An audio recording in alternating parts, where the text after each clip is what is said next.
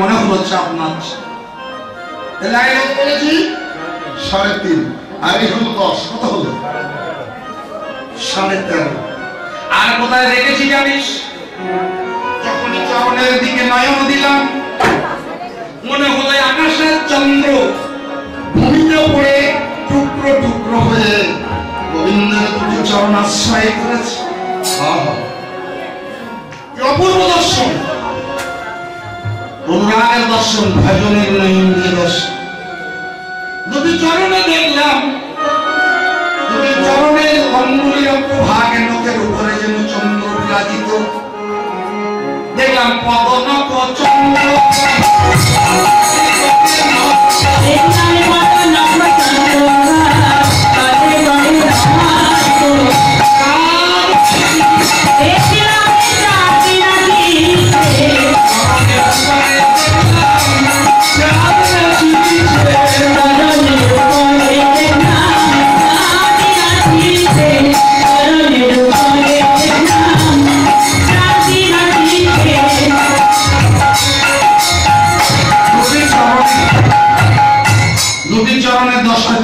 নৃত্য করছে।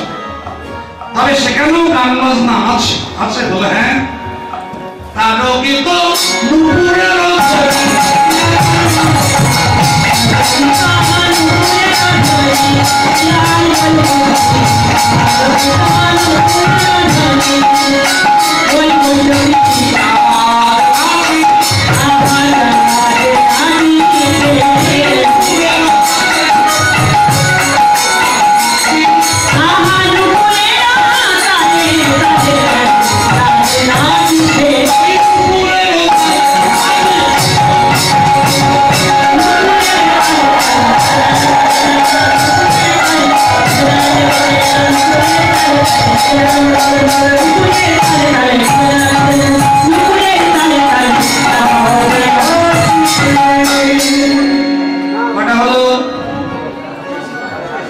আগে বলেছি 13.5 এই 10, কত হলো?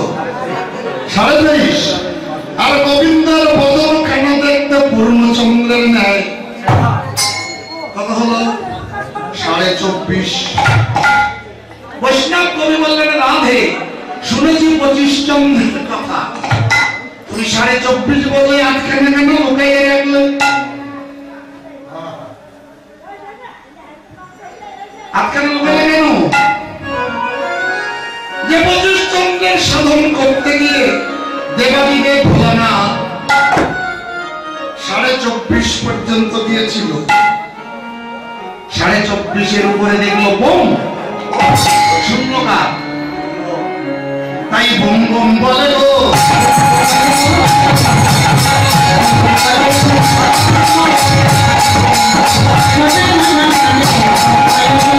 কিছু দেখে না পাই,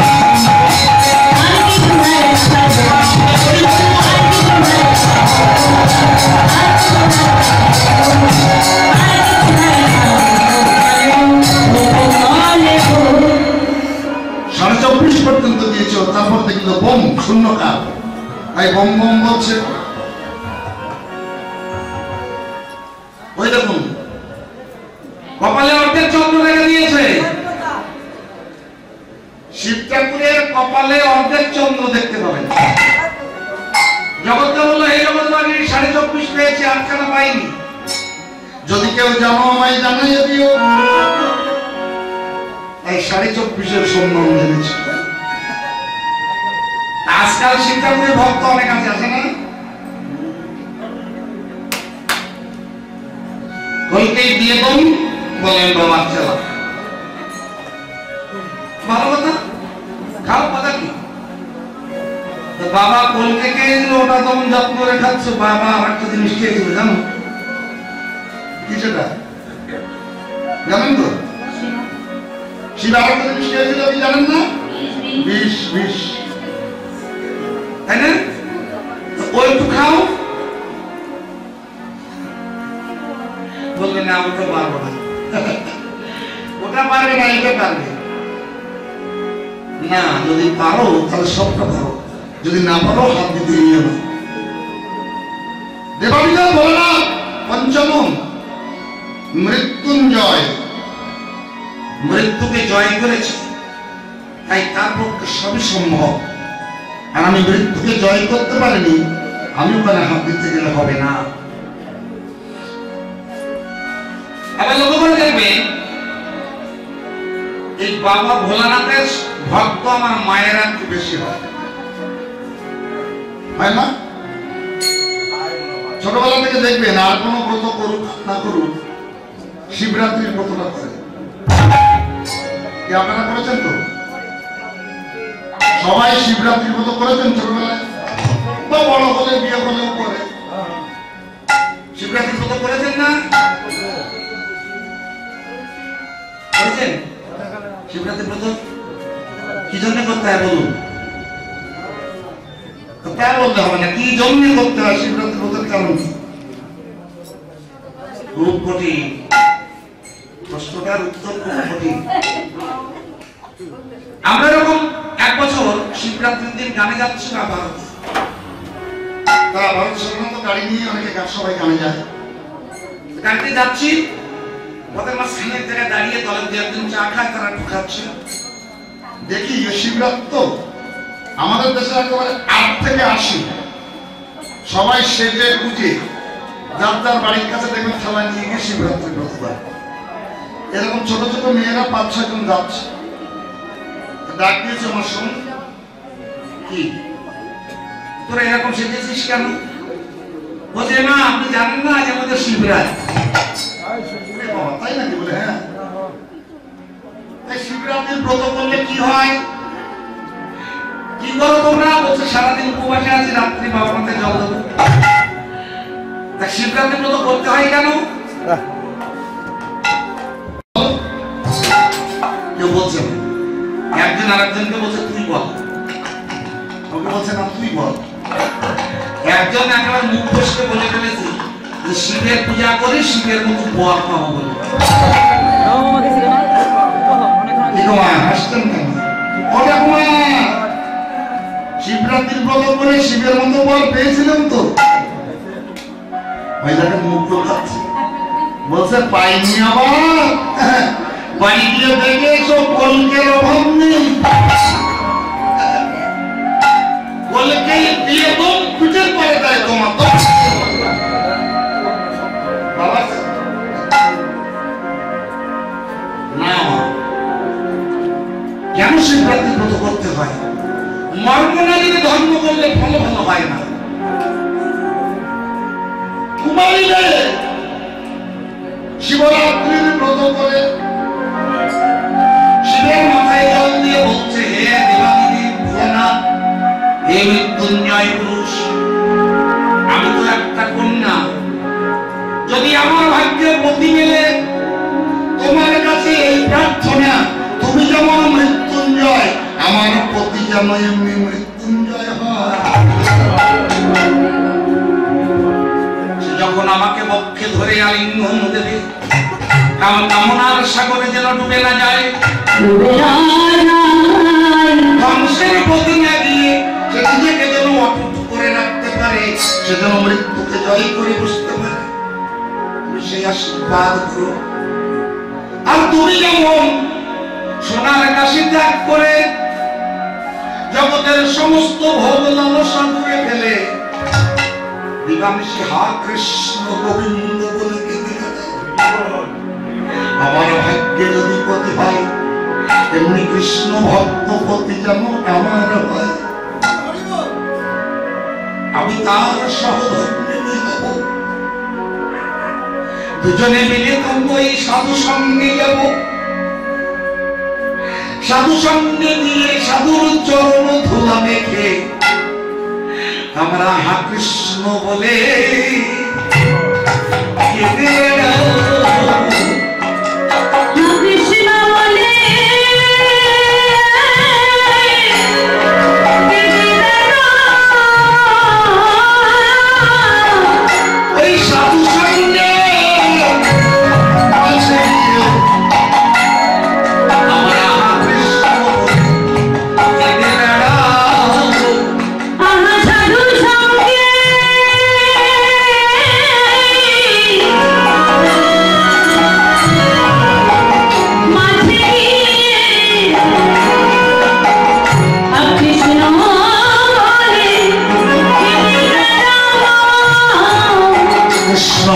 স্বামী যদি হয় আমি তাই সঙ্গ ধরে দুজনে নিত্য সাধু সঙ্গে যাব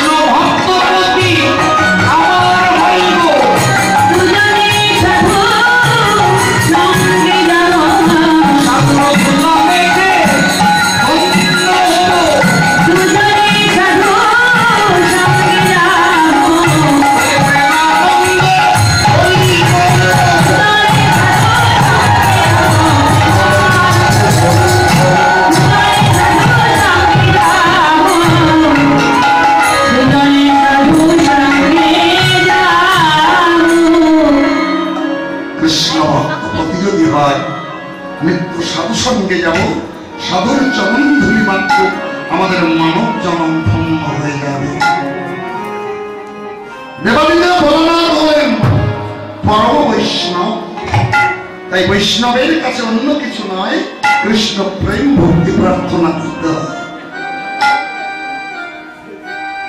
সেই বাড়িতে ভোলানাথ 24.5 সাধন করে আর পেলেন না বলেন যে 5টা কোষের পরে বেশি আছে অন্নময় কোষ প্রাণময় কোষ জ্ঞানময় কোষ বিজ্ঞানময় কোষ আর আনন্দময় কোষ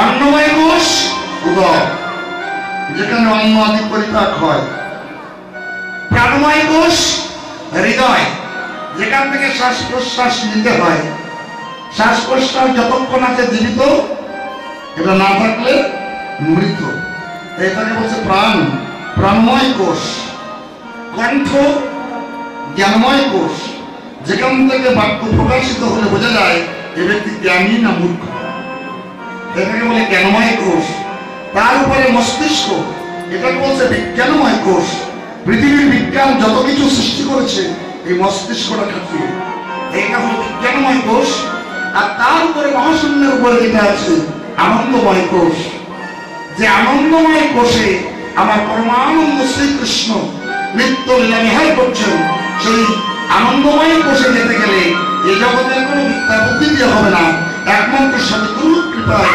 ভজন করে তবে সেই দেশে পৌঁছে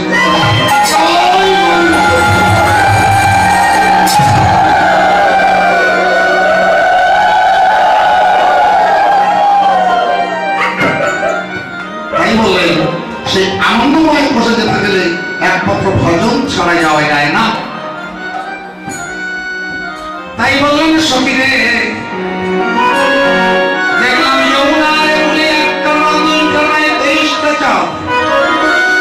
আরো দেখলাম জানিস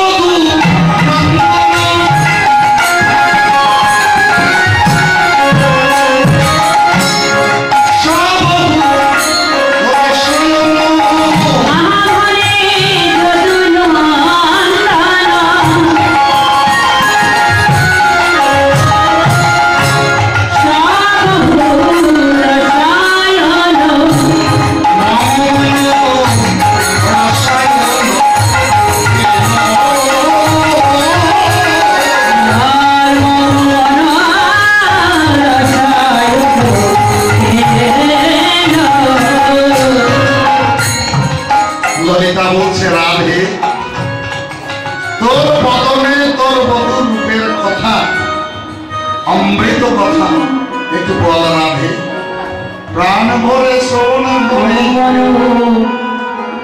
রাধারানী বললেন সখীরে বেগুলু ঘাটের ফুলে, বেগুলু ঘাটের ফুলে, বেগুলু ঘাটের ফুলে, বেগুলু ঘাটের ফুলে, শোনো সজনী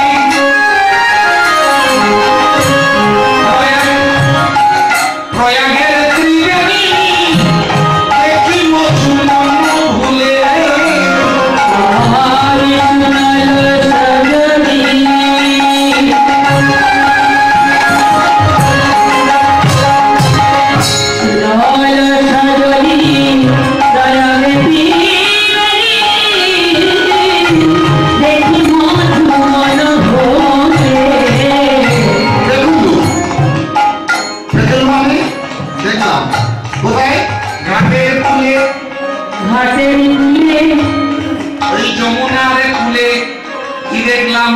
কৃষ্ণ পাদ মূলে ত্রিবেণী দেখলাম।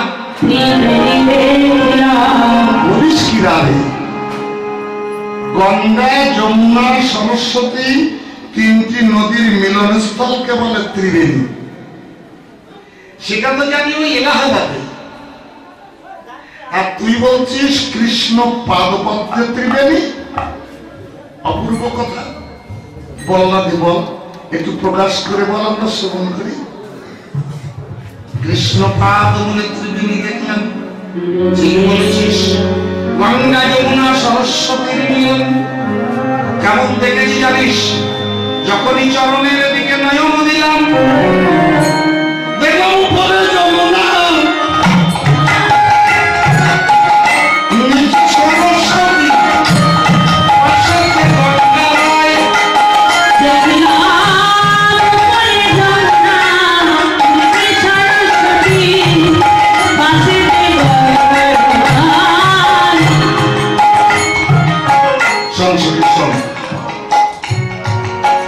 যখনই নয়ন দিলাম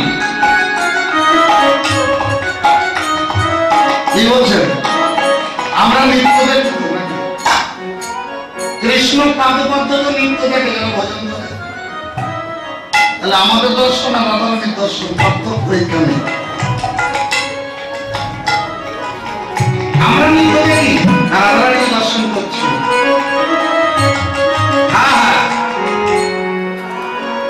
দেখলাম এই উপরে যমুনা, নিচে সরস্বতী, পাশে গঙ্গা রায়।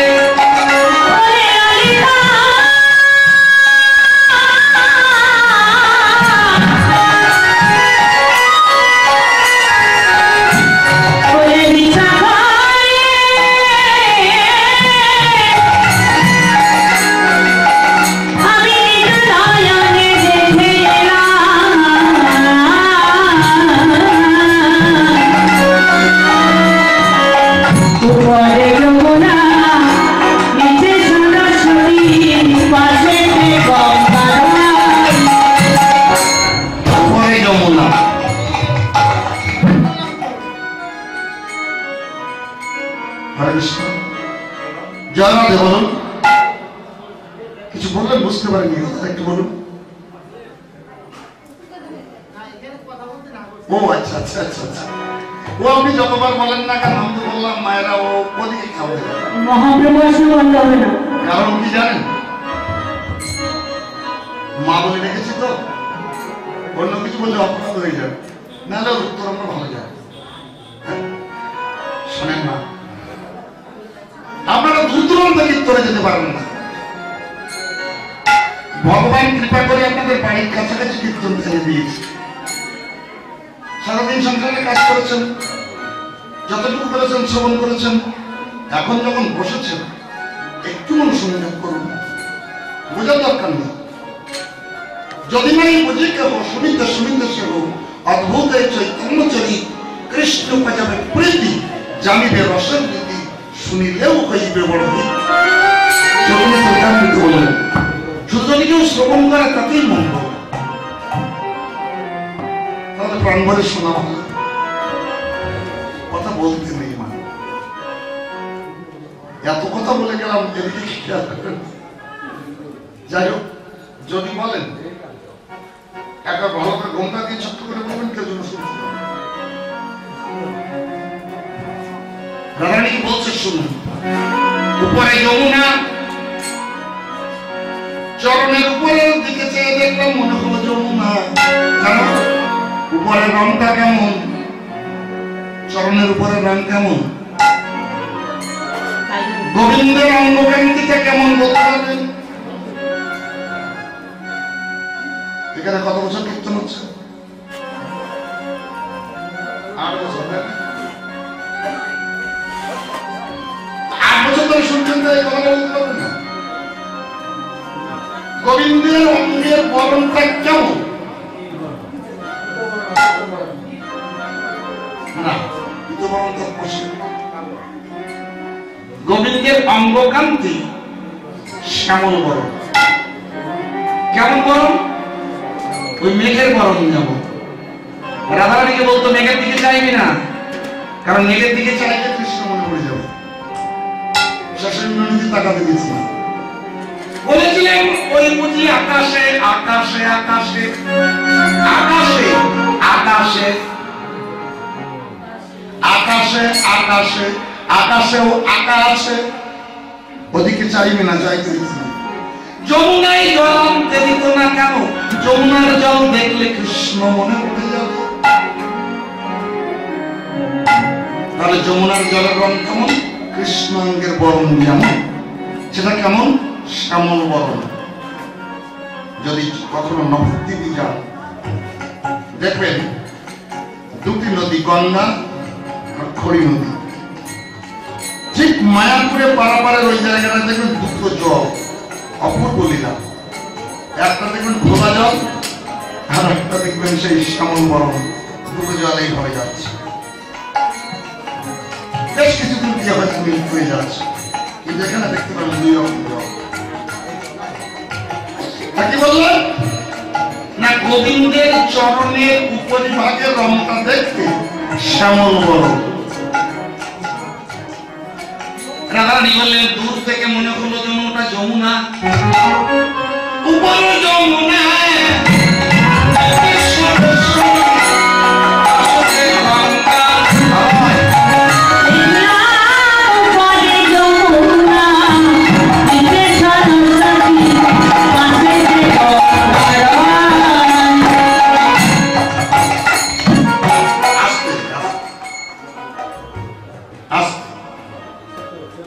এখন যে লীলাটা শুনছেন, লীলাটার নাম কি? হ্যাঁ,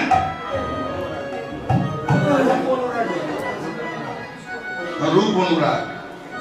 রূপের বলা শুনতে বসেছেন, তাই না? আচ্ছা, রূপ কেউ শুনতে যায় কি? চল দিদি, ওই পাড়ে একটা লোক এসেছে, দারুণ দেখতে, শুনে আসি রূপটা কেমন। শুনতে যায় রূপের কথা কি? না, রূপ দেখতে যায়। সন্ত দিদি দেখে আসে লোকটা নাকি দারুণ, কিরকম রূপ একটু দেখে আসে। তাহলে রূপ দেখতে যায়, শুনতে যায় না, তাই তো? ঠাকুমা মাথা নাড়াচ্ছে ঘন, ঠাকুমাকে ভালো বোঝে। তাহলে রূপ দেখতে যায়, আর আপনারা এখানে শুনতে বলেছেন। বলুন তো কি বলবো আপনাদের? ও লক্ষ্য করবেন কথাটা, শুনতে বসেছেন না, এখানে দেখতে বসেছেন। যিনি রূপ দর্শন করবার মতন অভিজ্ঞতা, যোগ্যতা, গুরু কৃপা নিয়ে বসেছেন, প্রতিটি শব্দের দ্বারা ভগবানকে দর্শন হয়ে যাবে। তাই যত লীলা আছে না, এই রূপ অনুরাগ বর্ণনা করতে গেলে সবাই চিন্তা পিছিয়ে এটা মুক্তি দিন। কেন? এখানে আস্বাদন করানো বড় কঠিন। অন্যান্য লীলায় যত বিভিন্ন কথা আছে, রূপে অন্য কথা হবে না, আর রূপের কথা দু একটা ভক্ত কথা হতে পারে, কিন্তু রূপের কথা অধিক। তাহলে রূপ শুনতে যায় না, দেখতে যায়। এবার যদি কোনোদিন কোনো রূপ পালা শুনতে যান, বলবেন না যে রূপ শুনতে যাচ্ছি, বলবেন যে রূপ দেখতে যাচ্ছি। হরে কৃষ্ণ, জয় রাধে। যতখানি দেখাচ্ছে আপনারা দেখুন, উপরে যমুনা নিচে সরস্বতী, পাশেতে গঙ্গা। উপরে যমুনা নিচে সরস্বতী, পাশেতে গঙ্গা। তাহলে উপরে ভাগ দেখতে কেমন? যমুনা জলের মতো রং না? রাধারানী দেখে বলেন তো যমুনা। নিচে সরস্বতী, সরস্বতী নদীর জল কেমন?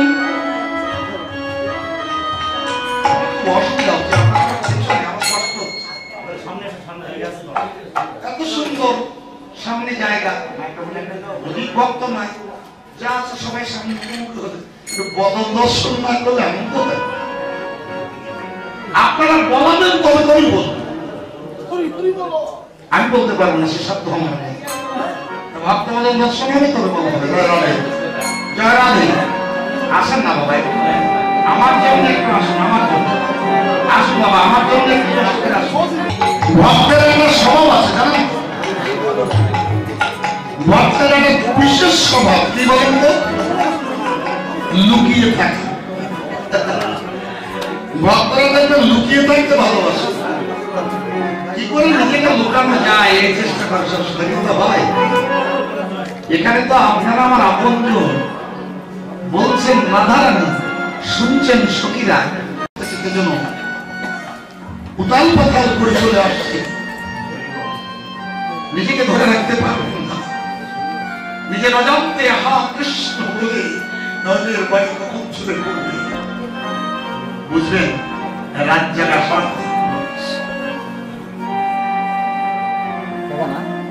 বহু ভক্ত ছিল, অপরিত ভক্ত ছিল, কিন্তু এখন যারা আছে কথা শোনার জন্য বসে আছে। আমার এতেই আনন্দ। রাধারানী বলতেন উপরে যমুনা নিচে সরস্বতী, পাশেতে গঙ্গা।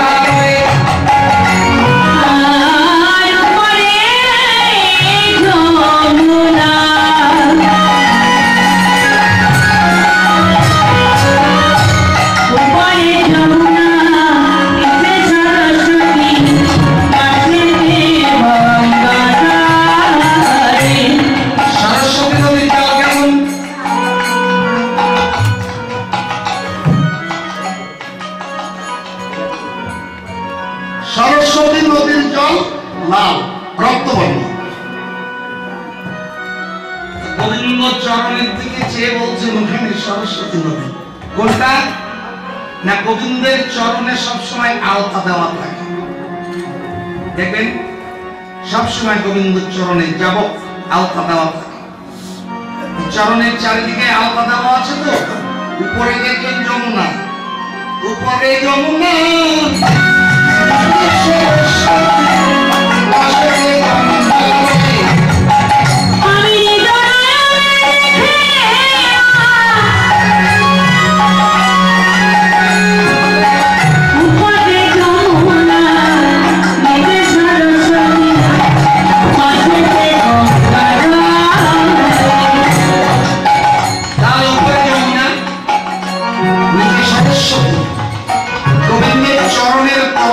কেমন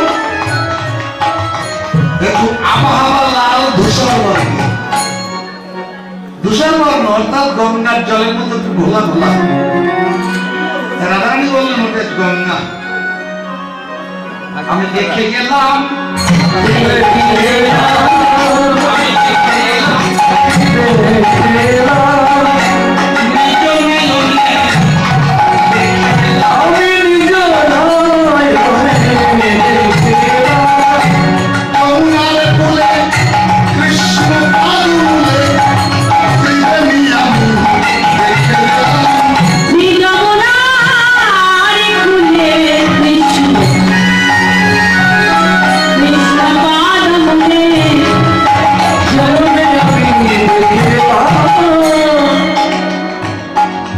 কৃষ্ণ পাদ মূলে ত্রিবেণী দেখে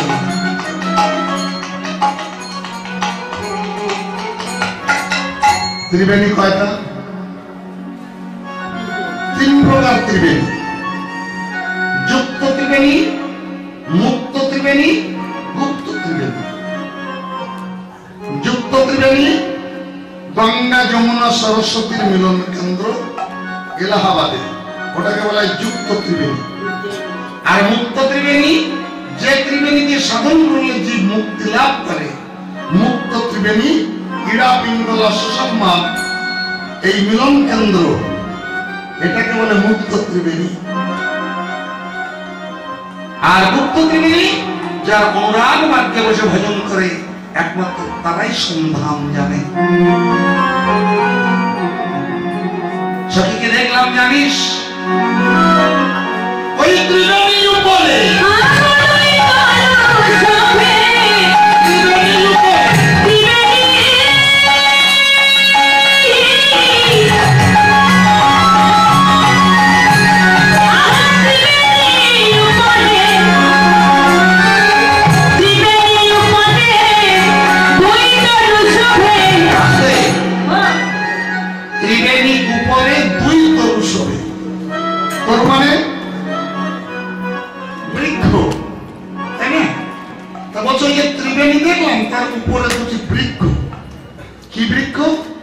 কদলী বৃক্ষ, কলা গাছ। কলা গাছ দেখতে কেমন? গোড়ার দিকে মোটা, গার দিকে বরবর, সরু, তাই না? ওটাকে যদি উল্টে রাখা হয়, যদি চরণের বর্ণনা দিচ্ছে, যদি পদ দেখে মনে হচ্ছে যেন কদলী বৃক্ষ উল্টো করে রেখে দিয়েছে।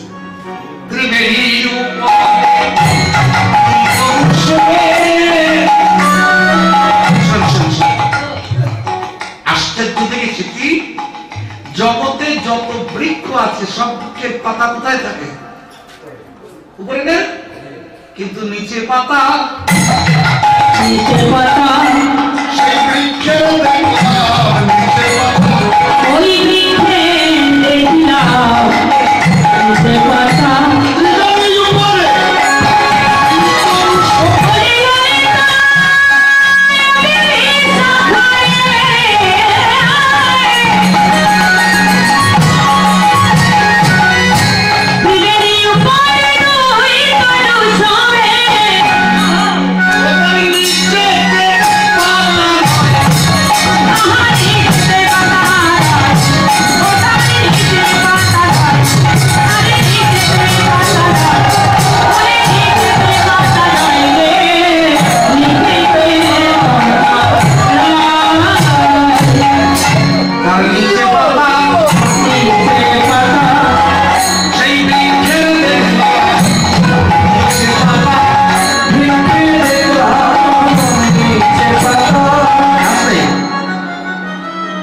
এই নিচের দুটোকে কি বলে?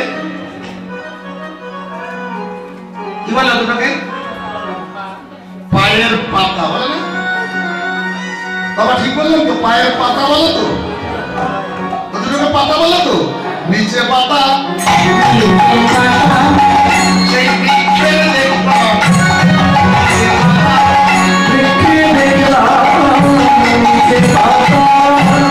বৈষ্ণব বললেন না ওটা পাতা নয়, তবে ভালো করে যে দেখো এই ভক্ত জনায় আসে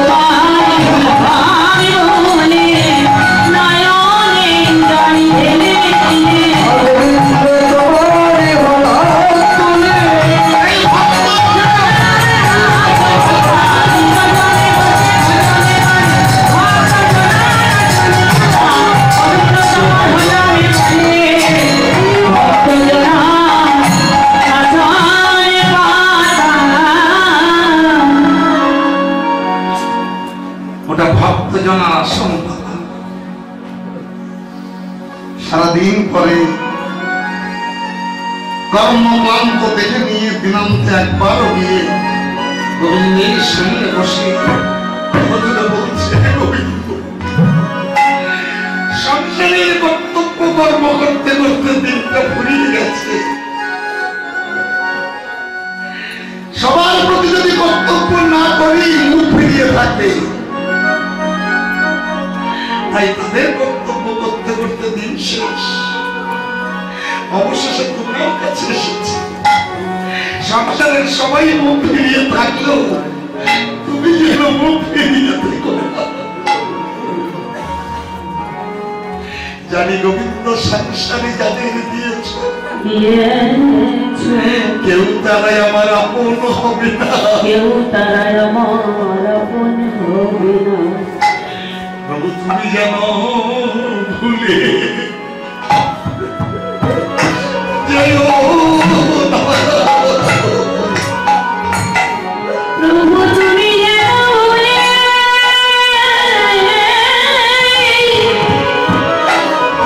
যেও না গো।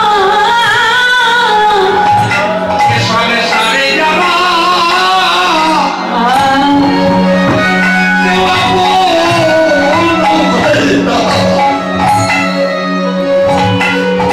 তুমি যেন ভুলে যেও না। প্রভু মায়ার সারে সারে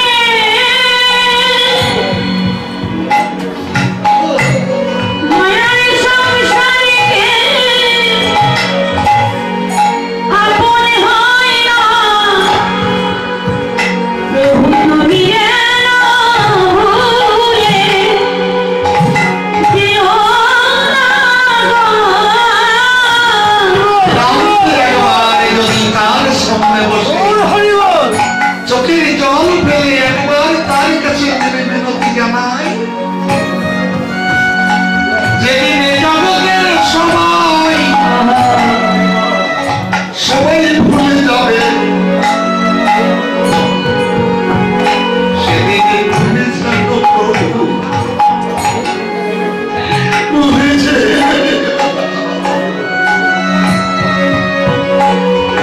জগতের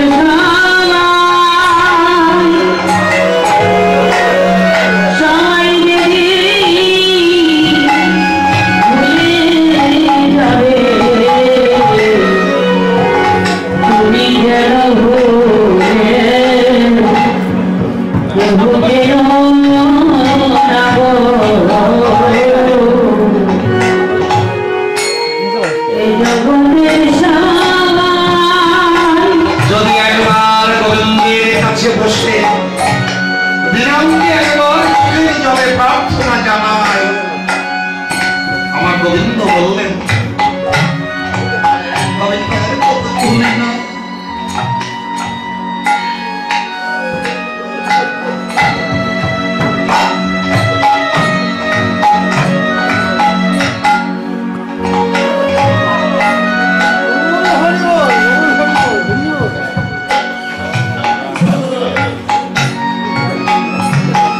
এ জগতের সবাই ভুলে যায়,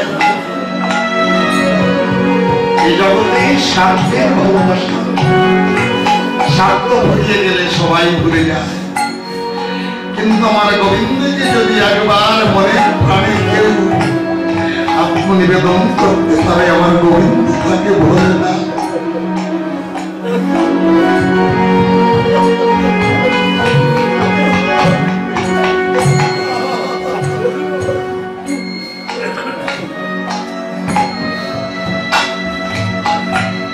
তাই বললেন, হে গোবিন্দ তোমার এই চরণ গ্রন্থে কোথায় দিও, আর কিছু চাই না।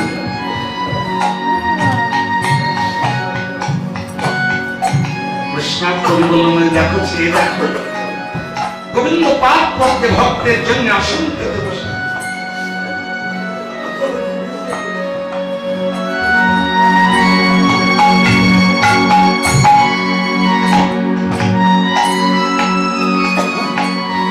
দেখলাম ভক্ত জনার আসন পাতা, ওই চরণ যদি কেউ আশ্রয় করে আর ভগবানের ভয় থাকে না, ভগবানের ভাবনা থাকে না। ভাবছো বসে, ভাবছো নিচে, ভাববার তুমি কি? যার ভাবনা ভাবছেন তিনি, তুমি কেবল ভাবো তাকে। দিনান্তে একবার যদি চোখের তলে থেকে স্মরণ করতে পারো, মানব জন্ম পূর্ণ হয়ে যাবে। তবে তার নামের প্রতি নিষ্ঠা থাকা চাই। নামের প্রতি যদি নিষ্ঠা থাকে, নাম ধরে যদি তাকে ডাকতে পারো, সে কোনদিন তোমাকে ভুলে যাবে না। যেই নাম সেই কৃষ্ণ, ভজন নিষ্ঠা করি, নামের সহিত আছে আপনি শ্রী,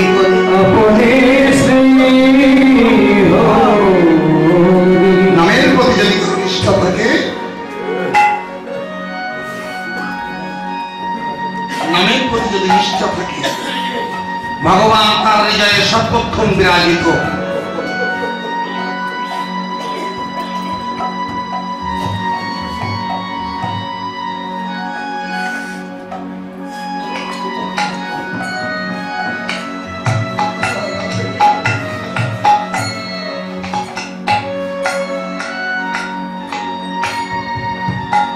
নামের প্রতি নিষ্ঠা থাকলে তার হৃদয়ে ভগবান বিরাজিত। প্রমাণ, ত্রেতা যুগে রাম অবতারে হনুমান যেদিন লঙ্কায় গিয়েছিল, কি করে গিয়েছিল আপনাদের জানা আছে? কি করে গিয়েছিল? জয় রাম বলে রাম নামের প্রতি তার এত নিষ্ঠা ছিল, সে রামের নাম করে লঙ্কায় গিয়েছিল সাগর পার হয়ে। লক্ষ্য করবেন ভক্তমণ্ডলী মায়েরা, যার নাম করে ভক্ত পার হয়ে গেল, সেই রামচন্দ্র সে সমুদ্রের কূলে দাঁড়িয়ে ভাবছে কি করে পার হব। কি অপূর্ব লীলা! যার নাম করে ভক্ত অনায়াসে পার হয়ে গেল, ভগবান দাঁড়িয়ে দাঁড়িয়ে ভাবছেন আমি কি করে পার হব। কি করে গিয়েছিলেন? সেতু বেঁধে। ভগবান গেলেন সেতু বেঁধে, আর ভক্ত গেলেন তার নামের পরে নির্ভর করে। কি অপূর্ব লীলা দেখেছেন!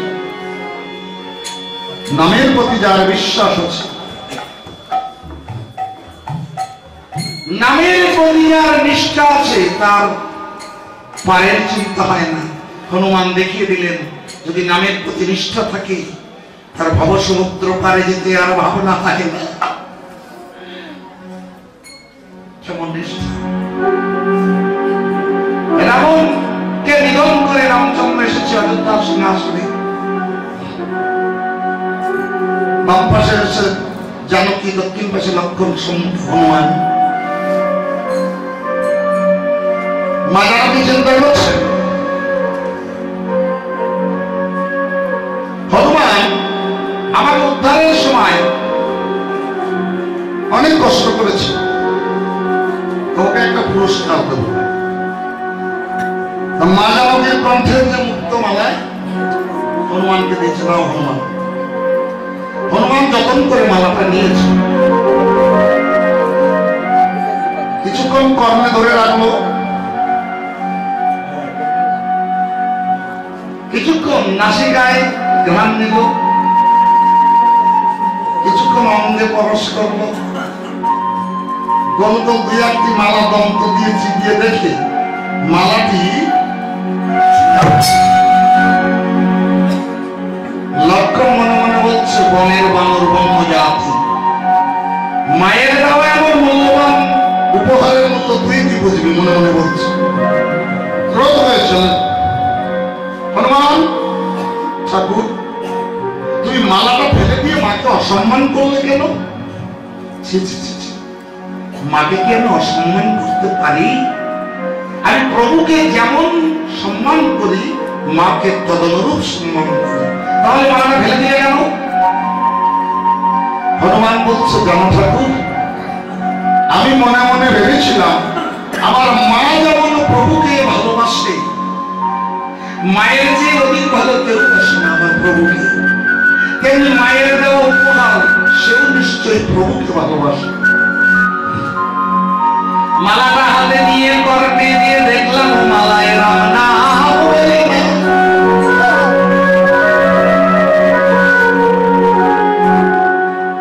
ও মালা রাম নাম বলে গ্রাম নিয়ে দেখলাম রামচন্দ্রের অঙ্গ বন্ধ থাকে নাই। কিছুক্ষণ অঙ্গে পরশ করে দেখলাম রামচরণ পরশ করে যে সুখ হয় সে সুখ